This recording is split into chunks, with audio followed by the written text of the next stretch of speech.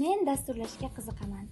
Orzularimni ro'yobga chiqarish uchun Sharof Rashidov nomidagi Samarqand davlat universiteti sun'iy intellekt va raqamli texnologiyalar fakultetini tanladim va Samarqand sari yo'l oldim. Eng zamonaviy xalqaro aeroportga qadam qo'ygan ilk lahzalardanoq qadimiy va zamonaviylik uyg'unlashgan Samarqand meni o'ziga rom etdi.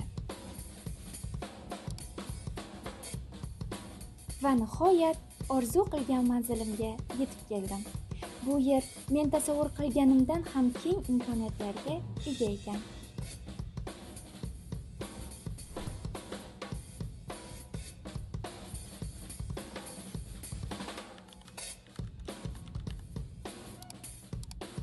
Zamonaviy laboratoriyalar, shinam o'quv xonalari, ilg'or texnologiyalar hamda o'z sohasining yetuk mutaxassislari bo'lgan professor o'qituvchilar bilim olishim va rivojlanishim uchun mustahkam poydevor yaratdi. Bu yerda o'zimning IT startup g'oyalarimni hayotga tatbiq etish uchun jamoa tuzdik. Birgalikda innovatsion loyihalar yaratdik. Ularni ekspertlar oldida muvaffaqiyatli himoya qilib, yuksak e'tiroflarga sazovor bo'ldik. Talabalik hayoti faqat darslardan iborat emas.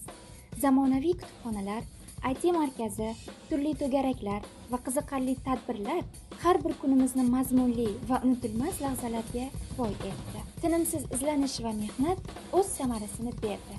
Men ushbu dargohni muvaffaqiyatli tamomlab, orzu qilgan diplomimni qo'lga kiritdim. Siz ham zamonaviy kasb egasi bo'lishni, kelajak texnologiyalarni yaratishni va yuksak marralarni zabt etishni istaysizmi? Unda sizni Sharof Rashidov nomidagi Samarqand davlat universiteti sun'iy intellekt va raqamli texnologiyalar fakultetiga taklif etamiz.